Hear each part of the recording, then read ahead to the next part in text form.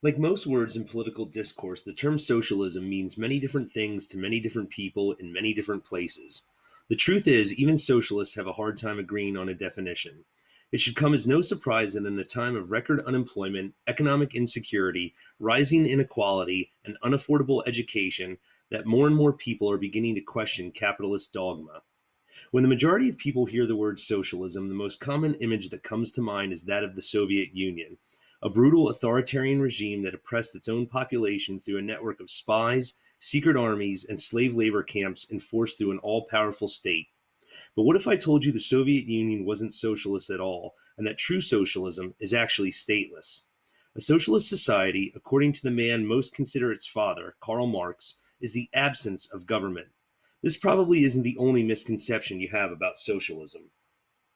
While there are dubious and conflicting accounts as to where the term originated, our contemporary understanding of it settles into public consciousness in the 1860s thanks to Karl Marx and Friedrich Engels, who, in 1848, wrote the Communist Manifesto and helped bring the concept to a wider audience.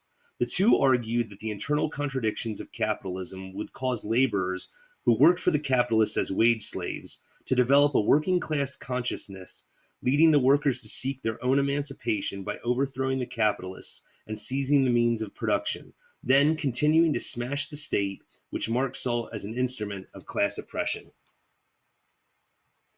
Marx saw the modernization of work, thanks to the Industrial Revolution, as alienating. The factory was a new innovation that gathered people, namely artisans who used to work from home, in one place and split up tasks among them, making production much more efficient. Before the advent of the factory, artisans worked for what they called their price, which was determined by what they produced. However, once workers started to gather in the factory, they began to work for what they called their wage, based on the time they spent producing. Thomas Jefferson argued that workers who depended on their employers were inherently unfree. This sentiment was echoed by many figures in the Enlightenment, such as Alex de Tocqueville, who stated, "In the proportion of the division of labor is more extensively applied, the workman becomes more weak, more narrow-minded, and more dependent. The art advances, the artisan recedes." And Wilhelm von Humboldt, who said, "Whatever does not spring from a man's free choice, or is only the result of instruction or guidance, does not enter into his very being. We may admire what he does, but we despise what he is."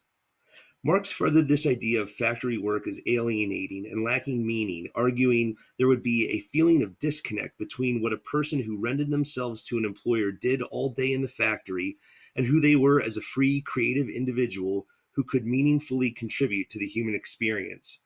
Marx argued people should see themselves in the objects they created, thus making a genuine contribution to society. Marx also saw capitalism as a system that made the worker expendable and produced insecurity because the employee would always live in fear of losing his job the moment costs rose or he could be replaced by advancing technology.